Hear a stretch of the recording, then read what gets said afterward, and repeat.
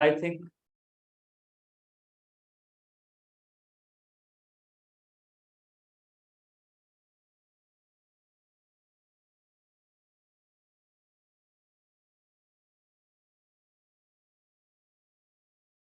लिमार्किज्म को डिस्कस कर रहे थे और लिमार्किज्म के हवाले से use and disuse of character को डिस्कस किया था। और इसी तरह से नंबर 2, जैसे एक example evolution of the snake. Snake जिसकी इस वक्त हम लिम्स नहीं देख रहे हैं, लिम्स का मतलब होता है उसके लेग्स। हमारे जहन में ऐसा क्यों सवाल आता है कि लेग्स नहीं है? नहीं है, बस नहीं है। पर इसके स्केलेटन के अंदर देखते हैं तो उसके अंदर पेल्विक गिल्डल्स मौजूद हैं, पेल्विक गिल्डल की बोन्स मौजूद हैं। जब हम कहते हैं लेग्स की जरूरत नहीं है तो फिर गिल्डल अभी तक क्यों आ रही है? उसके स्केलेटन के अंदर गिल्डल क्यों है? गिल्डल्स का हमेशा काम होता है लेग्स की अटैचमेंट।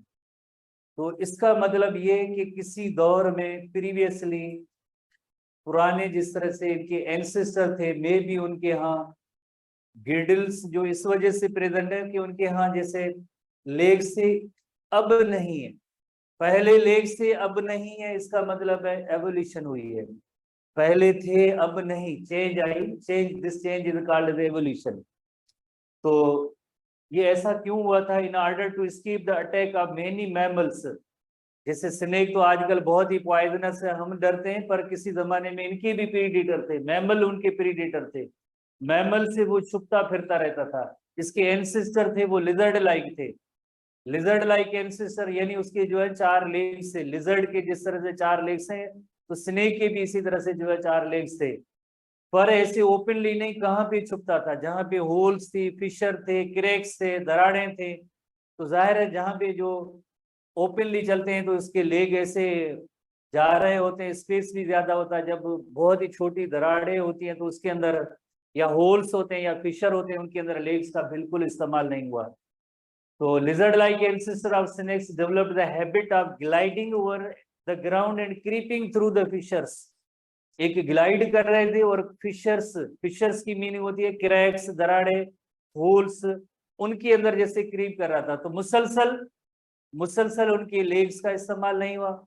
अगर कंटिन्यूस डिसयूज है तो वो आर्गन आपको पता है रिड्यूस हो जाता है, डीजनरेट हो जाता है, नॉन फंक्शनल हो जाता है। तो इस तरह से जो स्नेक की लिम्स जो है वो इस वक्त नहीं है, प्रीवियसली इसकी थी। तो इसका मतलब है ये डिसयूज ऑफ कैरेक्टर्स की वजह से ये स्नेक की लिम्स जो है गुम हो गई। As a result after large number of generation, ऐसे नहीं कि एक बार जैसे फिशर दाखिल हुआ और बाहर निकला तो लेग नहीं है। After many generation their body is elongated and their limbs disappeared। क्यों डिसअपियर हुई है? Why? Because of disuse, continuous disuse की वजह से। जैसे हमने छोटी सी 2 पॉइंट्स बनाई थी, अगर कंटिन्यूअस यूज होता है वो आर्गन लार्ज, फंक्शनल, स्ट्रांग रहता है। अगर कोई आर्गन है कंटिन्यूअस उसकी डिसयूज है, डिसयूज की वजह से वो आर्गन छोटा, रिड्यूस हो जाता है, नॉन फंक्शनल हो जाता है। ऐसे आर्गन को हम कहते हैं वेस्टिजियल आर्गन। जैसे एक इलस्ट्रेशन है, इलस्ट्रेशन के अंदर जैसे आप देख सकते हैं कि lizard like ancestor of snake, legs मौजूद है लिजर्ड लाइक। तो ये एक फिशर और होल था, इसके अंदर जैसे इंटर हुए और दूसरी साइड से स्नेक होके बाहर निकला ऐसे। तो यकीनन इसको जो है ना काफी सारा टाइम लगा, काफी सारा टाइम लगा, जनरेशन आफ्टर जनरेशन। तो इसी इन फिशर्स के दौरान जैसे इनका लेग्स का बिल्कुल इस्तेमाल नहीं हुआ, लेग्स का बिल्कुल इस्तेमाल नहीं हुआ ना होने की वजह से, डिसयूज की वजह से ये हुआ कि इसकी जो लिम्स है वो खत्म हो गई, गिल्डल्स अभी तक मौजूद है। ये जो लिजर्ड से जैसे एवोल्यूशन हुई है, स्नेक की एवोल्यूशन हुई है, तो इसको भी मेनी जनरेशन से गुजरना पड़ा, यकदम नहीं, एवोल्यूशनरी प्रोसेस के जरिए। जस्ट एक यहाँ पे इलस्ट्रेशन इस तरह से है कि पहले स्नेक की लिम्स थी, अब नहीं है, बिकॉज ऑफ कंटिन्यूअस डिसयूज की वजह से, कंटिन्यूअस डिसयूज की वजह से।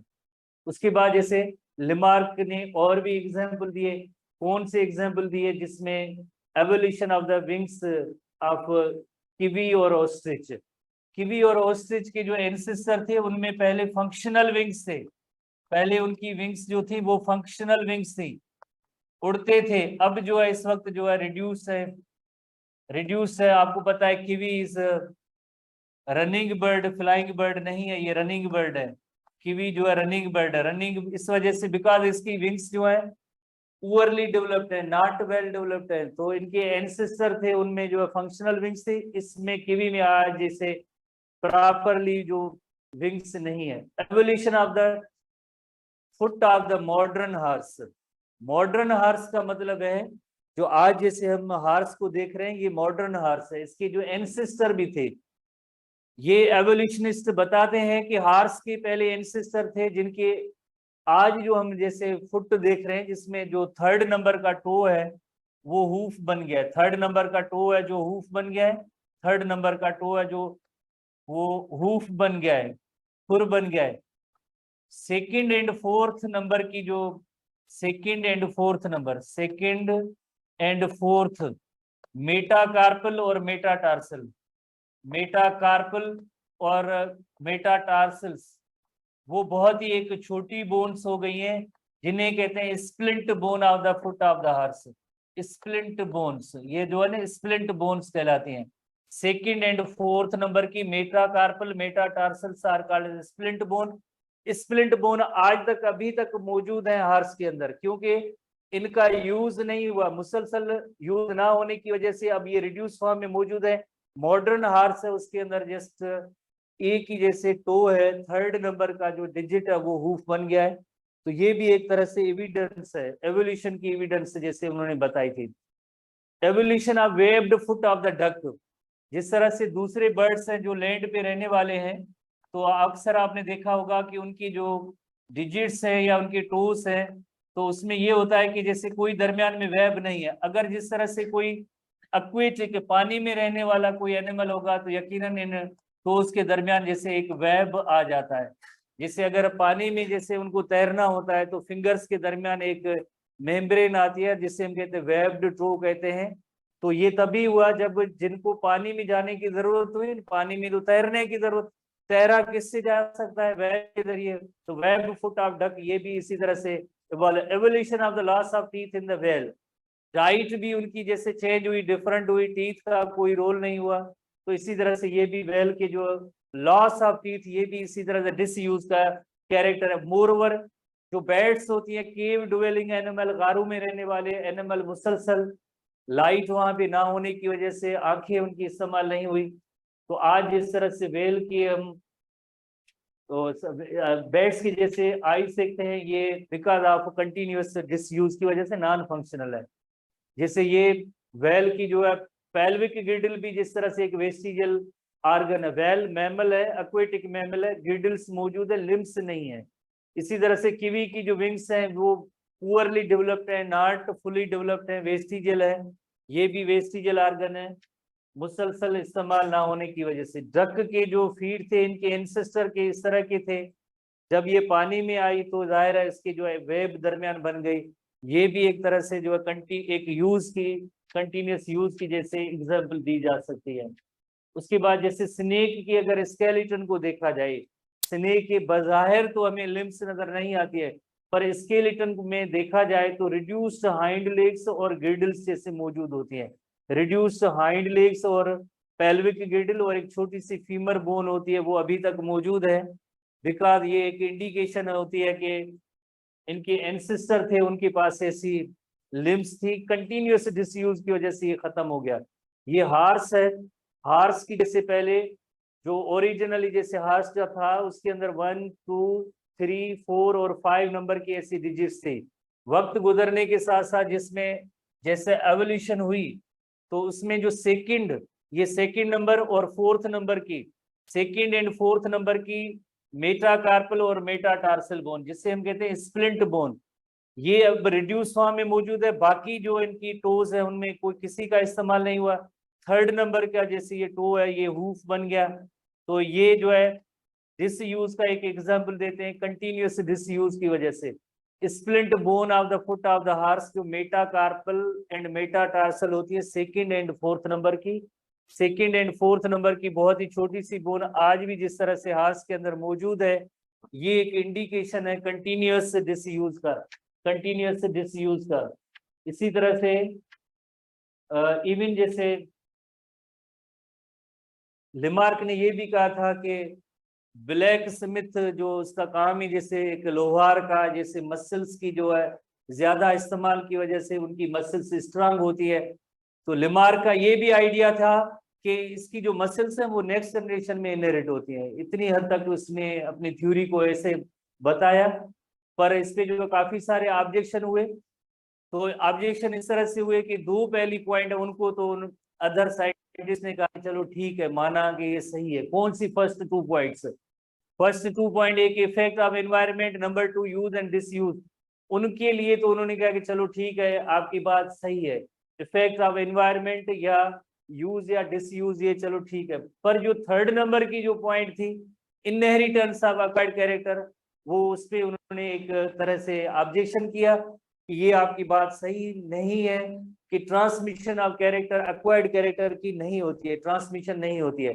खास तौर पे एक पर्सन था जिसका नेम था वीजमैन, अगस्ट वीजमैन, उसने थ्योरी दी थी और उसने इस थ्योरी को रद्द किया था, अगस्ट वीजमैन ने। तो अगस्त वीजमैन ने थ्योरी ऑफ जर्मिनल कंटिन्यूटी दी थी 1892 के अंदर, और उसने जो कई ऐसे एग्जाम्पल दिए जिसकी वजह से उससे कहा कि लिमार्किज्म जो है दुरुस्त नहीं है। जैसे नंबर वन, उसने जैसे जो एग्जाम्पल उसका आया था ऑब्जेक्शन के हवाले से, म्यूटिलेशन। म्यूटिलेशन कहते हैं कट पार्ट को। अगर किसी पर्सन का एक्सीडेंटली कोई हिस्सा कट हो जाए, किसी की आर्म या लेग उसके अंदर कोई कट हो जाए एक्सीडेंटली, या किसी डिजीज की वजह से अगर कोई आर्म या लेग कट हो जाए, तो उसकी जो नेक्स्ट ऑफ स्प्रिंग या औलाद होगा, ऐसा तो नहीं होगा कि उसके अंदर लेग ना हो, ऐसा तो नहीं हो उसके अंदर आर्म ना हो। तो म्यूटिलेशन नॉट इनहेरिटेड। इसी तरह से दूसरा एग्जाम्पल है boring of holes in ears and knows.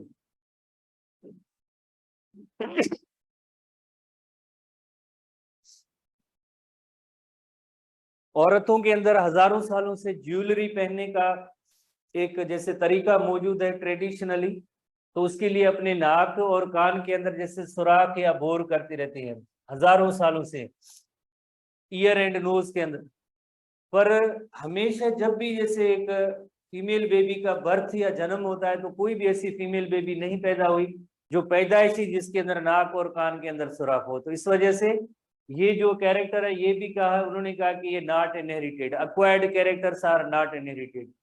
तीसरा जो एग्जाम्पल है, काफी दुनिया के अंदर रिलीजन्स हैं, उनके अंदर जो है सर्कमसिशन सेरेमनी होती है। इन्फेंट मेल्स के अंदर पीनिस की फोर स्किन को जो कट किया जाता है, जिसे हम कहते हैं सर्कमसिशन, रिलीजियस पॉइंट ऑफ व्यू से। तो ऐसी सेरेमनी जो है ये भी हजारों सालों से जैसे ये आ रही है। पर हमेशा जिस तरह से मेल बेबी प्रोड्यूस होता है, बर्थ होता है उसका, तो उसके पीनिस पे फोर स्किन मौजूद होती है। तो इसका मतलब है कि acquired characters are not inherited. इसी तरह से सबसे बड़ा जो इसने एग्जाम्पल दिया आगे, जो वीजमैन ने 1892 के अंदर जो है थ्योरी दी थी, अगस्त वीजमैन ने, इसने क्या किया था कि जैसे माइस, चूहे, उन पे एक्सपेरिमेंट किया था।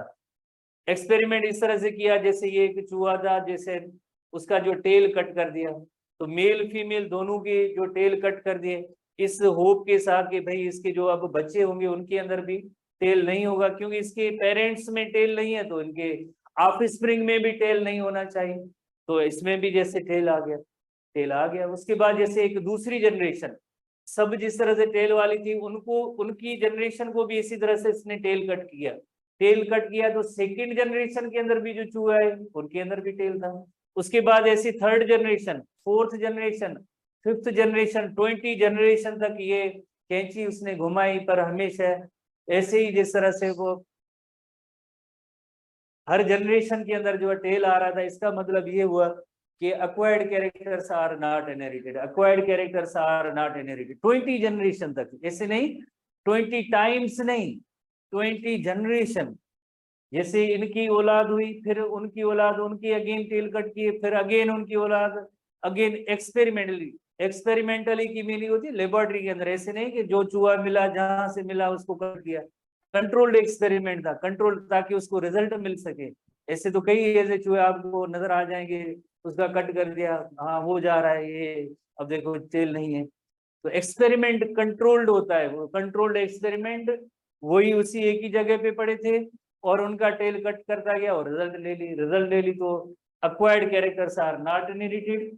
और इसने कहा कि जो बॉडी के अंदर जैसे दो किस्म के सेल्स होते हैं, पहली बात तो सेक्सुअल रिप्रोडक्शन का वही सेम फिनोमेना कि जो भी न्यू ऑर्गेनिज्म बनता है वो एक स्पर्म की यूनियन से बनता है, जाइगोट होता है, जाइगोट सिंगल सेल, उसके अंदर माइटोटिक डिवीजन होती है और देन एक एम्ब्रियो और यंग वन प्रोड्यूस होता है। ये तो वेरी क्लियर है जो आपने जैसे मेनी टाइम पढ़ा है। तो हर एक ऑर्गेनिज्म जिस तरह से सेक्सुअली रिप्रोड्यूसिंग ऑर्गेनिज्म है इस तरह से बनते हैं। उसके बाद क्या होता है कि जो न्यू वन बनता है उसके अंदर दो किस्म के सेल्स होते हैं, एक होते हैं somatic cell, somatic cell body के बाकी सब ऑर्गन पार्ट बनाते हैं। दूसरे जो होते हैं जर्म सेल होते हैं, जैसे आपने चैप्टर 4 के अंदर स्पर्मेटोजेनेसिस और ओवोजेनेसिस का अमल पढ़ा था। तो जर्म सेल के अंदर जैसे सबसे पहले जैसे आपने देखा कि उनमें माइटोटिक डिवीजन हुई, देन जो है मियोसिस 1 और मियोसिस 2 हुई, तो अल्टीमेटली क्या प्रोड्यूस हुआ, एग सेल और स्पर्म सेल प्रोड्यूस हुए। तो इस वीजनेल ने कहा जब तक एग सेल और स्पर्म के अंदर कोई चेंज नहीं आएगी तो नेक्स्ट जनरेशन के अंदर चेंज वो नहीं आएगी। बॉडी सेल्स सोमेटिक सेल में अगर आप जितनी भी चेंज लाएं या जितनी भी चेंज आ जाए पर वो आगे नेक्स्ट जनरेशन में इनहेरिट नहीं होगी। इस तरह से इसकी थ्योरी को इसने रद्द किया। थ्योरी का नेम भी दे दिया theory of germinal continuity. Germinal लफ्ज जो है इन जर्म सेल को रेफर करता है और जर्म सेल किससे, एग सेल और स्पर्म सेल को कहते हैं। जब तक एग और स्पर्म के अंदर कोई चेंज या तब्दीली नहीं आती है तो इसी तरह से जो है कोई उसके अंदर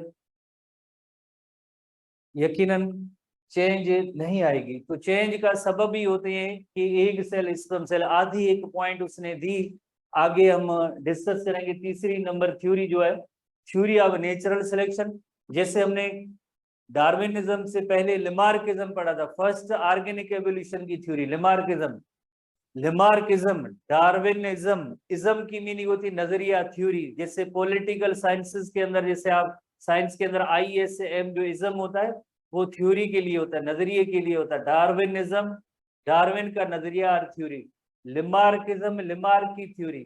तो ये डार्विनिज्म है, डार्विन की थ्योरी है। तो डार्विन का थोड़ा एक इंट्रो है कि डार्विन कोई इतना बड़ा जैसे साइंटिस्ट कहे वो नहीं, he was naturalist. Basically he was naturalist, एक नेचुरलिस्ट पर्सन था। उसका जैसे एक वॉयज था, वॉयज की मीनिंग होती है बहरी सफर है, वॉयज था, बहरी सफर था। 1831 से इसने स्टार्ट किया था और 1836 में ये वापस रिटर्न हुआ यूके के अंदर। और उसके दौरान जो इसके एक्सपेरिमेंट थे, जो इसकी ऑब्जर्वेशन, एक्सपेरिमेंट मीन्स जो ऑब्जर्वेशन थे, ऑब्जर्वेशन को कलेक्टिवली जो पॉइंट्स की सूरत में इसने बनाया।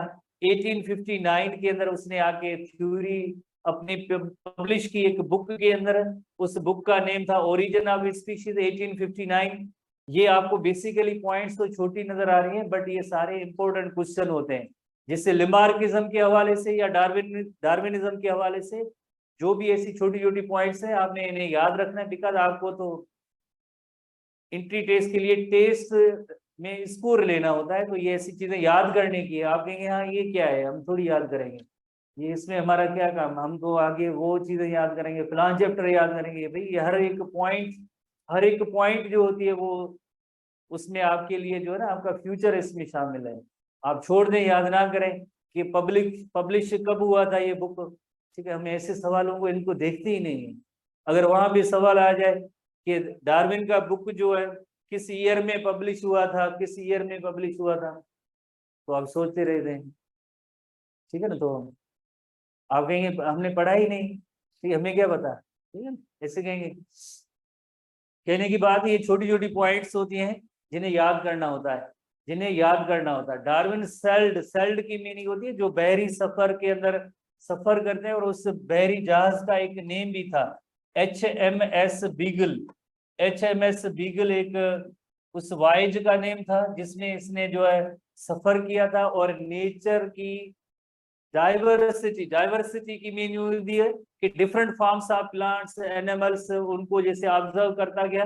प्लस में इसका एक और शौक था, इंटरेस्ट था जियोलॉजिकल फॉर्मेशन।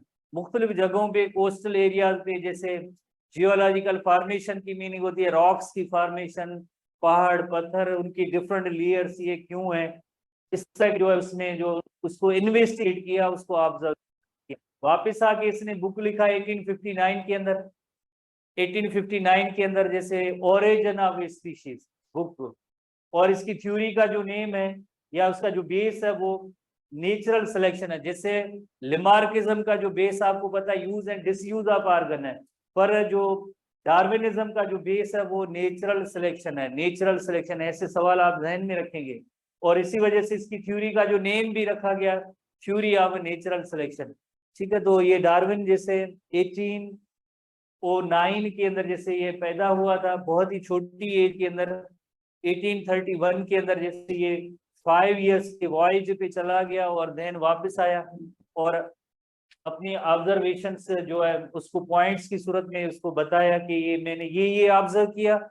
और इससे पहले जो आपको पता है कि कोई ऐसा नजरिया नहीं था एवोल्यूशन के पॉइंट ऑफ व्यू से, पर डार्विन ने जैसे एक और जैसे क्रिएशन ओरिजिन इस हवाले से जो आइडियाज दिए, तो ये यूनाइटेड किंगडम या यूके का ये बंदा था।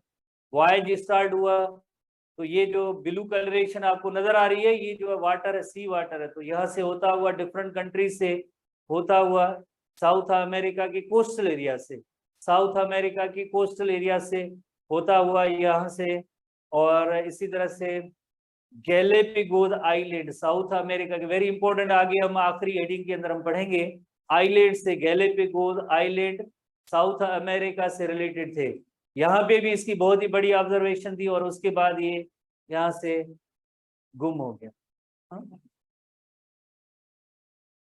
गुम होके इस साइड पे निकल गया है। दुनिया गोल है ना, कहते दुनिया गोल है, तो दूसरे एंगल से कहा से ऑस्ट्रेलिया साइड से, उधर अमेरिका से ऑस्ट्रेलिया, ऑस्ट्रेलिया से होता हुआ देन वापस से इंडियन ओशियन है, यहाँ से होता हुआ देन अफ्रीका, और अफ्रीका के बाद वापस इस पॉइंट से होता हुआ, तो इसको जो तकरीबन 5 इयर्स लगे, इस पूरे सफर को 5 इयर्स लगे, बांधा था। ठीक है ना, तो उसमें जो है घूमता रहता था। इंटीडेस इसका काम नहीं था, ना पढ़ना पढ़ाना, तो दायरा घूमने का काम था जरूर। तो घूम के वापस आया ऑब्जर्वेशन, ऑब्जर्वेशन के बेसिस पे उसने जो है ना पॉइंट्स थी, जैसे लिमार्किज्म की 3 पोस्टुलेट्स हैं, तो इसी तरह से इसकी भी 5 पॉइंट्स आर पोस्टुलेट्स हैं। Number 1 over reproduction, number 2 struggle for existence, number 3 variations in heredity, number 4 is the जो मेन इस थ्योरी का नेम है natural selection, theory of natural selection, core of the theory, जिसे सर्वाइवल ऑफ द फिटेस्ट भी कहते हैं। और number 5 that the origin of species, speciation process होता है, फॉर्मेशन ऑफ न्यू स्पीशीज। इतने मराहल से कोई एक स्पीशीज जैसे गुजरेगी तो अल्टीमेटली एक न्यू स्पीशीज बनेगी। जैसे शुरू में इसने ऑब्जर्व किया कि ऑर्गेनिज्म के अंदर एक पोटेंशियल मौजूद है, रिप्रोडक्टिव पोटेंशियल मौजूद है, बहुत ही बड़ी तादाद में ये रिप्रोड्यूस कर सकते हैं, एक पोटेंशियल मौजूद है। चंद एक एग्जाम्पल भी, जैसे house fly, code fish, star fish, rebate और सिलोइस्ट ब्रीडर जो एलिफेंट का एग्जाम्पल हमारे बुक के अंदर है। तो उन्होंने कहा कि पोटेंशियल जरूर है पर ऐसे होता नहीं। क्यों नहीं होता है? Because there are certain barriers, limits हैं, चेक्स हैं, इस वजह से इतनी ज्यादा पॉपुलेशन नहीं होती है, बढ़ती नहीं है। क्यों नहीं बढ़ती है? बिकॉज आगे इश्यूज हो जाते हैं। कौन से इश्यूज? रहने की जगह का इशू, और इसी तरह से लाइक जैसे फूड है या दूसरे प्रीडेटर्स होते हैं वो भी उनको खा जाते हैं, डिजीज भी लग सकती है काफी, इस वजह से तादाद इतना ज्यादा बढ़ता नहीं। फिर भी अगर बढ़ जाए तो आगे नेक्स्ट जैसे स्ट्रगल फॉर एग्जिस्टेंस स्टार्ट होती है। रिसोर्सेज अगर लिमिटेड होते हैं तो स्ट्रगल फॉर एग्जिस्टेंस स्टार्ट होगी। जैसे आगे हम पढ़ते हैं डिटेल में, तो जो रिसोर्सेज वगैरह उनको मिलेंगे जिनके पास कुछ वेरिएशंस होंगी, चेंजेस होगी उस एनवायरनमेंट के अकॉर्डिंगली, वही उसी एनवायरनमेंट में रहने का एबल होगा, देन वही वेरिएशंस नेक्स्ट जनरेशन में इनहेरिट करेंगे। तो nature selects those organisms which are fit according to the environment, environment के अकॉर्डिंगली वो रहने के एबल है, अदरवाइज बाकी जो जिनके अंदर वेरिएशन नहीं आती है वो एलिमिनेट हो जाते हैं। तो इस तरह से आगे जाके एक न्यू स्पीशीज बन जाती है। वेरिएशन आने के बाद नेचुरल सिलेक्शन ऑपरेट करती है और उसके बाद अल्टीमेटली जो पेरेंट्स है वो बिल्कुल अलग फीचर उसकी हो जाएगी। तो इस तरह से कहा कि एवोल्यूशन हुई है अकॉर्डिंग टू डार्विन। तो पहली पॉइंट पे हम आते हैं। पहली पॉइंट कौन सी है? पहली पॉइंट ये है कि ओवर रिप्रोडक्शन। ओवर रिप्रोडक्शन का मतलब है कि जैसे हर एक स्पीशीज के अंदर एक रिप्रोडक्टिव पोटेंशियल मौजूद है कि हायर नंबर में ऑफ स्प्रिंग में वो जो प्रोड्यूस कर सकते हैं एक्सपोनेंशियली, रिप्रोड्यूस करते हैं एक्सपोनेंशियली। एक्सपोनेंशियली की मीनिंग होती है जैसे एक में दो, दो में से चार, चार में से आठ, आठ में से 16, इस तरह से मल्टीप्लाई होते जाते हैं। जिस तरह से अगर आप देखें कि इस वक्त जितने प्लानिट अर्थ पे जो पॉपुलेशन है, जितने लिविंग ऑर्गेनिज्म है, ये सब रिप्रोड्यूस हो तो एक जनरेशन में उनका जो तादाद तो डबल हो जाएगा। एक ही जनरेशन के जितने मेंबर्स हर एक पॉपुलेशन के वन टाइम में से रिप्रोडक्शन होगी तो तादाद तो डबल हो जाएगा। तो आगे जैसे नेक्स्ट जनरेशन होगी तो उनका और भी जिस तरह से तादाद बढ़ता जाएगा। तो हर एक ऑर्गेनिज्म के अंदर एक जैसे पोटेंशियल जरूर मौजूद है। उसने ऑब्जर्व किया कितना कितना पोटेंशियल है डिफरेंट ऑर्गेनिज्म में। जो टेस्ट रिलेटेड सवाल है जो आपने याद करना है, क्रेमिंग टाइप का सवाल है। सबसे पहले जैसे कोड फिश है, समंदर के अंदर कोड फिश है, एक single fish 5 to 7 million egg ले करती है। One single fish, single fish. ऐसी तो कई फिशेज जैसे कई जगहों पे समंदर के अंदर जैसे मौजूद है, पर single fish 5 to 7 million egg ले कर सकती है। अगर इतने सब के सब जो है मैच्योर हो जाए तो समंदरों के अंदर जैसे सब सिर्फ और सिर्फ कोड फिश होगी, बाकी तो कोई नहीं होगा। इसी तरह से हाउस फ्लाई, जो हमारे छोटे मोटे शहर जो होते हैं इधर, उनमें बहुत ही ज्यादा जैसे हाउस फ्लाईज होती हैं। तो एक सिंगल हाउस फ्लाई 120 एग्स, एक single house fly 120 eggs 6 time, वो भी 6 टाइम इन अ समर। एक समर के अंदर जो उसकी ब्रीडिंग सीजन होती है उसी सीजन के दौरान एक सिंगल हाउस फ्लाई 120 एग ले करती है, और वो भी 6 टाइम। तो अगर इतनी जो हाउस फ्लाईज अगर हो तो जैसे शहरों, छोटे मोटे शहरों के अंदर तो क्लाउड सिर्फ हाउस फ्लाई की हो जाएगी, सिर्फ हाउस फ्लाई, और तो कुछ भी होगा ही नहीं। इसी तरह से एक single star fish 1 million egg ले करती है समंदर। 1 million, 1 million that is 10 lakh. तो ऐसी तो कई स्टार फिशेस मौजूद हैं। तो फिर रिजल्ट क्या होगी? तो समंदर के अंदर और कोई एनिमल नहीं रह पाएगा, सिर्फ और सिर्फ जो है स्टार फिश ही रहेंगी। रैबिट 6 मंथ की एज होती है जब जिस भी रैबिट की जब 6 मंथ एज स्टार्ट होती है तो वहां से ही वो रिप्रोडक्शन का अमल जारी रखता है। तो फिर रिप्रोड्यूस होगा तो 6 यंग एक ग्रुप के अंदर जब भी रिप्रोडक्शन होगी, तो जैसे आपने देखा होगा एनिमल्स के अंदर जब रिप्रोडक्शन होती है तो उसके बच्चों की तादाद एक होती है। कोई जो है एक बच्चे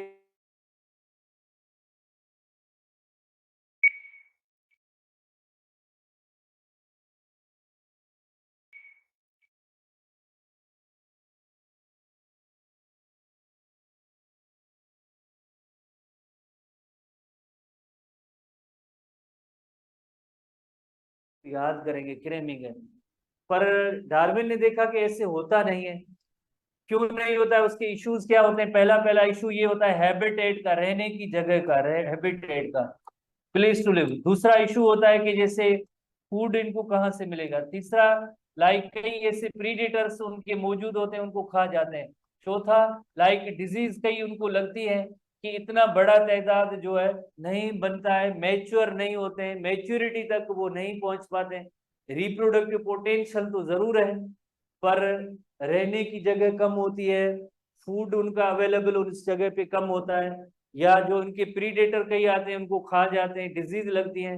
अल्टीमेटली तादाद जो नंबर है वो एक लिमिट में होता है।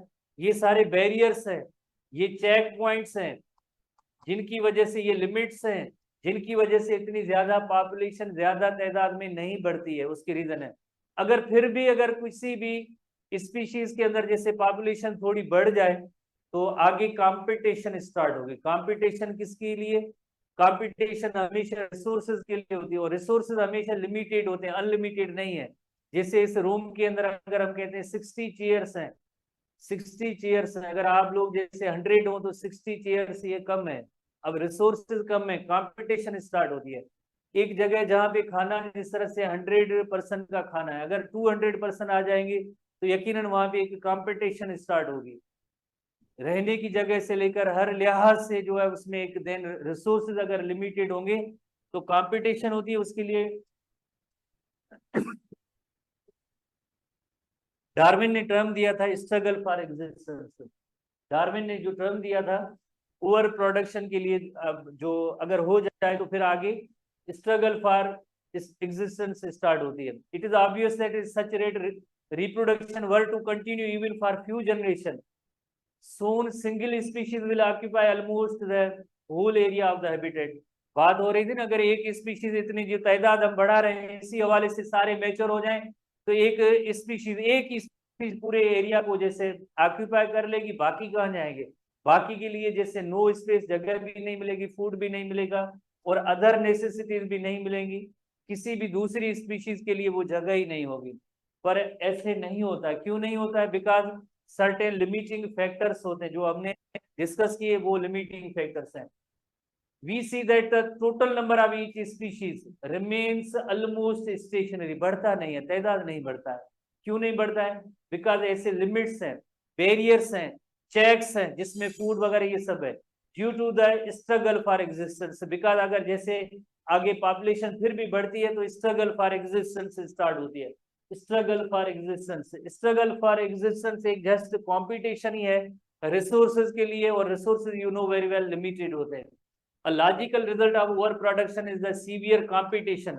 और इस कंपटीशन का जो नाम दिया उसने स्ट्रगल फॉर एग्जिस्टेंस. जैसे आप जैसे मेडिकल की सीट्स का एग्जांपल ले लें, हर एक डिस्ट्रिक्ट के अंदर एक लिमिटेड तादाद है, महदूद तादाद है. महदूद तादाद है तो आप जैसे देख रहे हैं कि आप उस डिस्ट्रिक्ट के जो डोमिसाइल रखने वाले उनके साथ जो आप कॉम्पीट कर रहे हैं, उनके साथ आप कॉम्पीट कर रहे हैं कि भाई 20 अगर सीट है तो 1 एक सीट जो हमें मिले, बाकी जिसको मिले या ना मिले हमें उससे कोई ताल्लुक नहीं है. आप दूसरे डिस्ट्रिक्ट के जो स्टूडेंट हैं उनसे आप कॉम्पीट करें. इवन जैसे एक ब्रदर ही क्यों ना हो उसके साथ भी आपकी कंपटीशन है, सिस्टर ही क्यों ना हो उसके साथ आपकी कंपटीशन. इसको मिले ना मिले मुझे मिले, मैं पढ़ रहा हूँ, मैं पढ़ रहा हूँ. तो जब भी रिसोर्सेज जब अब लिमिटेड होंगे, जब रिसोर्सेज लिमिटेड होंगे तो क्या होगा? स्ट्रगल फॉर एग्जिस्टेंस स्टार्ट होती है. Struggle for existence. और आगे ऐसी स्ट्रगल फॉर एग्जिस्टेंस 3 किस्म की होती है. एक होती है between the members of the same species, between the members of the same species, same resources के लिए, तो उसे हम कहेंगे intra specific struggle for existence. जैसे सेम स्पीशीज है और उनके दरमियान रिसोर्सेज के लिए स्ट्रगल. जाहिर है सेम स्पीशीज होंगी, उनकी नीड भी सेम होगी, जरूरियात भी सेम होगी, उनका फूड भी सेम होगा, रहने की जगह भी एक जैसी होगी, तो वहां के लिए जो रिसोर्सेज शुरू हो जाते हैं तो स्ट्रगल शुरू हो जाती है. इसी तरह से between the members of different species उसे हम कहेंगे inter specific struggle for existence. Struggle for the resources between different members, population की डिफरेंट मेंबर. इसी तरह से इन्वायरमेंटल स्ट्रगल फॉर एग्जिस्टेंस. जैसे ये फ्लड आ गई है, फ्लड आ गई है, पहले जैसे जमीन थी, खुशकी थी, लैंड का एरिया था, अचानक से फ्लड आ गई. फ्लड आ गई तो अब जो है ये एनिमल जो है जैसे मरने लगे. अब जाहिर है अपने आप को जिंदा रखने के लिए इन्वायरमेंटल फोर्सेस से लड़ रहे. जिससे अगर एक फॉरेस्ट है उसमें अचानक अगर कोई आग लग जाए, आग लग जाए तो वहां पे रहने वाले उन ट्रीज के ऊपर जैसे बर्ड्स होते हैं, जाहिर है अपने आप को बचाने की कोशिश करेंगे. फ्लड आ जाए, इसी तरह से जो ऐसी इन्वायरमेंटल फोर्स जैसे ड्राउट आ जाए, कहत आ जाए, तो जाहिर है एक तो उधर की नहीं, हम ना ही जाएंगे इधर, हम इधर ही पैदा हुए तो वो मर जाएंगे, वहां पे रिसोर्सेज नहीं है. बाकी जिसको सरवाइव करना होता है तो क्या होगा? यकीनन वहां से वो किसी फेवरेबल जगह पे जाएंगे, कॉम्पीट करेंगे इस एनवायरमेंटल फोर्सेस से. तो 3 इसकी हेडिंग है. जब भी रिसोर्सेज लिमिटेड होते हैं तो जाहिर है उसके अंदर एक जैसे intra specific struggle for existence होती है. इंट्रा लफ्ज की मीनिंग होती है with in, same, between the individuals of the same species. जाहिर है जिसकी सिमिलर नीड्स या जरूरियात होती है, जैसे हमने इलस्ट्रेशन में देखा.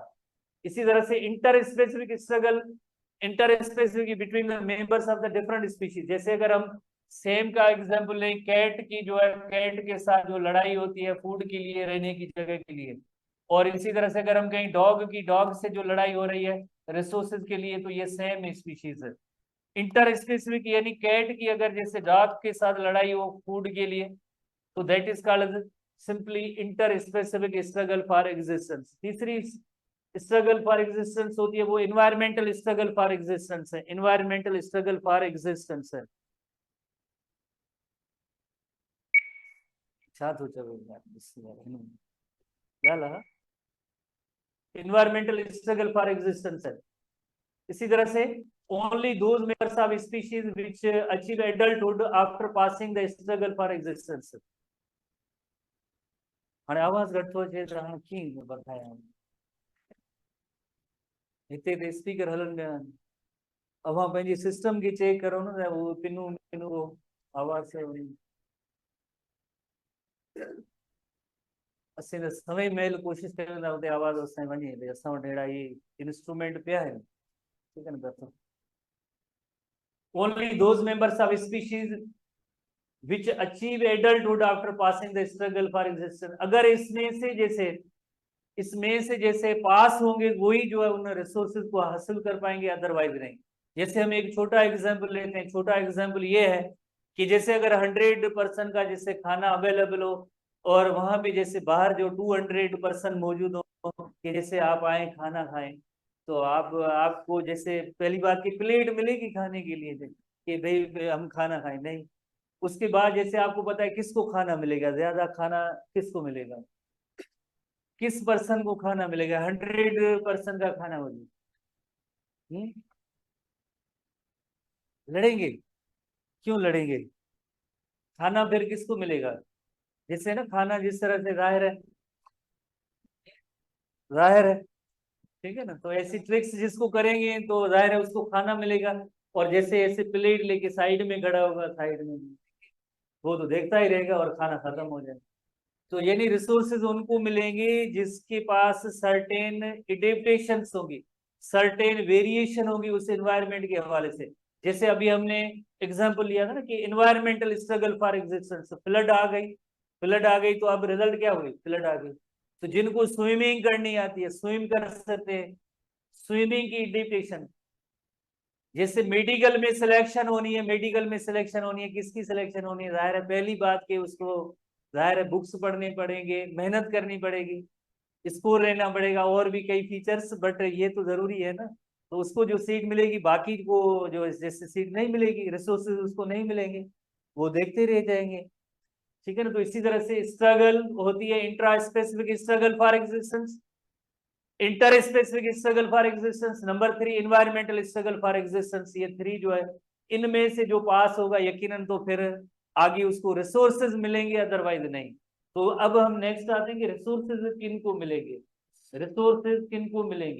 रिसोर्सेज उनको मिलेंगे जिनके पास जो है एडेप्टेशंस आती है, वेरिएशंस आती हैं। I think